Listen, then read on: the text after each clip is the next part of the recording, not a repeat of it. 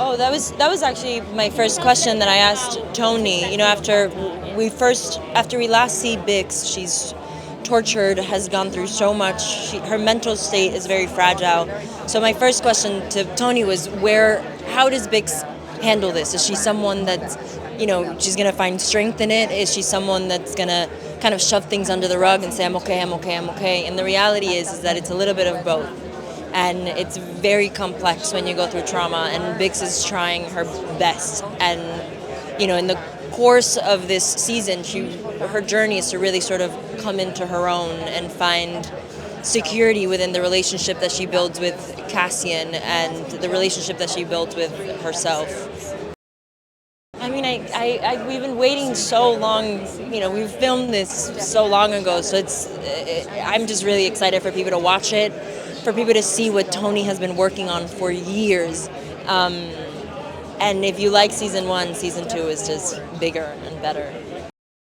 I've never done a season 2 of anything. I feel like I haven't been in a successful enough show to have the ability to come back and see all your friends and your family. Season 1 we were sort of all trying to figure it out. And then season 2, everything we all just brought the notch up. And things got bigger, things got more complicated. We maybe got a little bit more money so we could do a little bit more fun stuff. So it's just so much bigger. Being a part of Star Wars has been a dream of mine forever, as long as I can remember. It's part of the reason why I'm an actress. And to be a Latin American in Star Wars, for so many years I didn't see myself, and the fact that I'm here, the fact that I'm a part of this specific show means the world to me. I have a little X for Bix right here. That's how important. It's the only character that I have a tattoo of. I love Bix, I love this show, and I love these people. It was strange at first, but it was very exciting. It was really good to do this show and this period, and I think this show is extraordinary. Oh look, I'd have done anything in Star Wars. Frankly, I'd have done anything, but I like the fact that Krennic is kind of one of the he's in that period of where he's one of those people that doesn't really buy into the more sort of spiritual aspects of the Force, etc., etc. They kind of have a much more, build this, do that kind of vibe. He's just, it's just great. I mean, who's going to turn down a job you build the Death Star? It's not so much a preparation. I think that we're dealing with him at a younger period, and I think he's having, he's enjoying his himself more. I think what happens in Rogue One is there are a lot more people circling around trying to grab it. So yeah, it's the material that's different. No, you watch it, you're going to find exactly where he is. I'm not going to tell you anything about where you find him, what we're up to, or anything like that, because like Krennic, I know how to keep. It was amazing coming back to it, because I knew that it worked. I knew that the writing would be just as good, if not better. I knew that everyone was invested so much more in it, so it felt really easy to come back. And she was wearing some new shoes this time too, so it was really nice to see Dedra in her homewear. I mean, that's when you really see the power of the team around. You can have the best actors in the world, but if you're stepping onto something that doesn't feel real, then you struggle, But we were so lucky. So lucky. I mean, Luke Hull is a genius, and then Michael Wilkinson with the costumes, Emma Scott with the hair and makeup, and their teams. They're legends. I'm very proud to be part of it. Tony's a legend. He really understands espionage, but also he really understands what he's writing about. I can't say enough good things about him. He's just really, really great. It's the thing I'm going to miss most is working on a project that is led by him. He's a great captain. amazing. Thank you so much. Thank you. Bye from Kyle as well. Kyle. I can't wait for people to watch it. I mean, we've been working for 2 years and a half, and I think it's really special. I think it's gonna please those who loved season 1, and I'm in love with the whole show. I'm in love with the acting. I'm in love with the writing. I think it's a very cool show to watch, you know, and it's gonna surprise people. I think if you saw the first season, you're gonna be expecting something, and suddenly you'll realize this is much more. And I urge people also to watch Rogue One after they see Andor 2, because the film is gonna play differently. You know, I don't know. I'm very proud of what we made here. Yeah, the end of season 1 is he just went through an awakening, right? He wants to be part of something, but now he has to understand what it means, you know, what he has to leave behind, and he has to grow. He has to understand the need for change, and he has to witness many things, learn from people like Luthen, and he has to grow. He has to grow. We see 4 years of his life in this second season, you know, 4 years of a very intense kind of like journey. And he has to understand what he's capable of. He has to start believing in himself, you know. But also he has to understand what he's gonna have to leave behind, you know, what that sacrifice means, what fighting for the cause means, what a revolution means, you know. I don't know, it's not challenging because I'm working with great material, you know. The writing of Tony Gilroy is something special. It's full of complexity. There's so many layers, and this long format allows you to explore on that, you know. So I would say the opposite. It's a playground for actors, you know, when you arrive and you find that every connection means, every moment means. There's no simple or easy scene to do, you know. Yeah, it's. I don't know what I'm gonna do after this. You know, I think we were very lucky to work with such interesting material. Yeah. Well, just imagine. I mean, we just follow Cassian and these characters for a year in season 1. Now it's 4 years.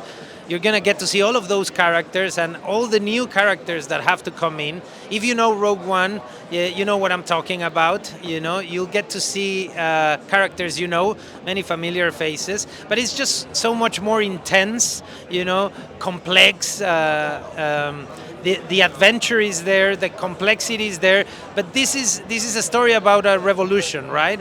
And revolution doesn't happen if it's not for love.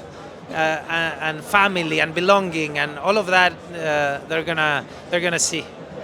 It's very exciting, and I think they're going to be so happy with this season. I think it's amazing, and it's also heartbreaking that this is the last season, but I think they're going to be really, really pleased with what we've done. Yeah, I can't say too much, but what I can say is we'll pick back up with her and Cinta, and we'll go through the sort of rebellion with them two, and we'll also see her and Mon together as well. And it's there's a lot goes on. Let's put it that way. Yeah, multiple directors is always wonderful because you get a different vibe, a different flavour. You know, sometimes their vision you wouldn't realise until you get the new director. It's a different vision. So yeah, it's great. Like, it's variation. We like variation. It's a story about human beings and human behaviour. It's a story about good over evil, and it's a story about human beings caring about the state of the world and sticking up for each other. And I think we can all resonate with that feeling of wanting to look after each other. Well, at the end of season 1, where we left Mothma was at a really difficult crossroads in regard to her daughter and her place within the rebellion and perhaps what she has to sacrifice. At the beginning of season 2, we begin at that wedding. So you can just imagine what that is for her, how complicated. And yet, what it allows us is to see Mon Mothma's culture, her history, where she's grown up. We get to visit Chandrila, that we've never seen that before. I'd never done that before. That was so revealing to me. And to see this orthodoxy, this privilege that she's grown up in, and therefore how far she chose to move from that, to become this woman, this leader. And then, of course, we jump, as you know, in this season. And so then we see her at the Senate, and then we see her at work, and then we see her at other crossroads and moments where she has to step out of the shadows and step forward and carry that, or risk it all. She has to risk it all. Oh my God, I mean, I guess the thing that I would take away from this the most is that this version in Andor Season 2 is the version of Mon Mothma that I could have only hoped for. For Tony to have written story about her, to give her an arc, to give her this story. And Michael's costumes, and Emma's makeup design. I mean, it's truly special, and I feel really terribly grateful that I've gotten to play her now. And I think people will love it. The cast is extraordinary. Everybody, every one of those actors, truly special. A depth of talent within the cast, but also with the artists that surround us, with the costume designers and a designer and the makers, with the craftspeople building the sets. I remember one day walking onto set, and there was a lattice in one of the sets, and behind it there was this scene. And I remember taking a break from filming at one point, and I walked around the back, and it was hand painted. It was a whole landscape that was hand painted. I thought, gosh, what other production values that? So amazing. I could not be more excited. There's been so much work put into this, and everybody's been amazing. The cast is incredible. Tony's done a spectacular job. Production value is amazing. And what I really am excited about is to now have, what's essentially 24 hours of storytelling that leads us into Rogue One. So I've been telling everybody, you got to watch the movie again too, because you really see it with a whole different feeling. Well, he's full in committed to the revolution. He's still going to have some doubts, but we know where this is going with Rogue One, so we're going to really get a sense of just what led to that. I think, everything about this series has been about really understanding what led to the revolution and the rebellion, and understanding just what it is that means to Star Wars. Everybody knows the rebellion. You hear that word, you know that's Star Wars. So I think this really defines that in a very, very incredible way. Oh, we have a lot of things going on. We're going to announce that at Celebration. I don't think I can give too much away right now, but we have a lot of great things going on. Thank you so much. I think the pressure, as Cassian is moving on, we met him as a rather cynical and reluctant, non-committed nobody, to, making the decision to become a rebellion volunteer. In season 2, he continues his journey, and, we find him a soldier becoming a leader, and ultimately, moving into the story of Rogue One, where he will find his heroic end.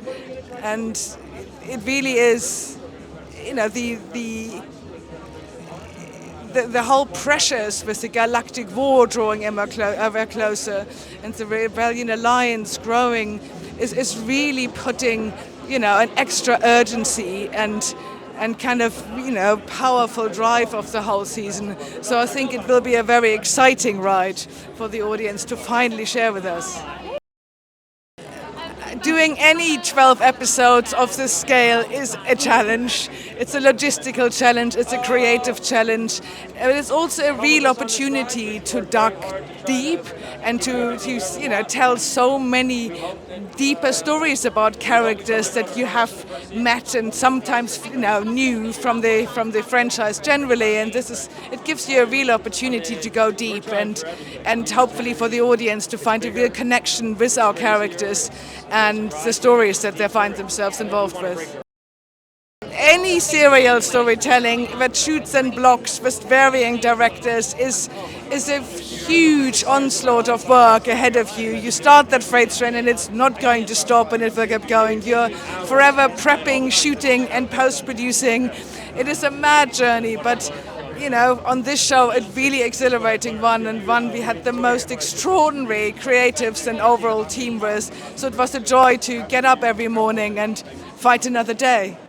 Well, he after what he started in season 1, when he was trying to build up the rebellion, you saw him being very pragmatic and sometimes being cruel to making this revolution possible. In the second season, you come in when everything has moved further on. His engagement is becoming more dangerous to him, and the Empire's troops are getting closer to him, and he will have to make some serious decisions. He also knows that the revolution will go on, and pretty soon without him. It's lovely. Yeah, you're looking for roles like this all the time, don't you? It's because as an actor and as an audience, you don't know where you have him. He's not like most people. He's an enigma. You think you know them, and then something else comes out. The love of all those fans is fantastic. And if they like this show, it's a more complicated show than the previous ones, and it's very interesting, and I think it gives you hope for people if they like it. We were about halfway through filming season 1 when we realized that we realized what we had started. We couldn't do it. It was just going to be too much if we wanted to do it right. It's a year later. Some of them think they've moved to a place of safety. Cassian is working for Luthen on missions, and he's become a leader. And Mothma's daughter is getting married. We're paying attention to everybody that we were carrying from before. We're adding some new people, and hopefully that they'll be just as much fun as the previous one. The fan base for Star Wars is huge, but it's very diverse. It has all kinds of different opinions. It's impossible to make everybody happy, but our attitude is that if we take it really seriously, that if we really make it, I don't mean seriously like spinach and vegetables, but if we just really are honorable to the franchise as much as anyone, that's the best we can do.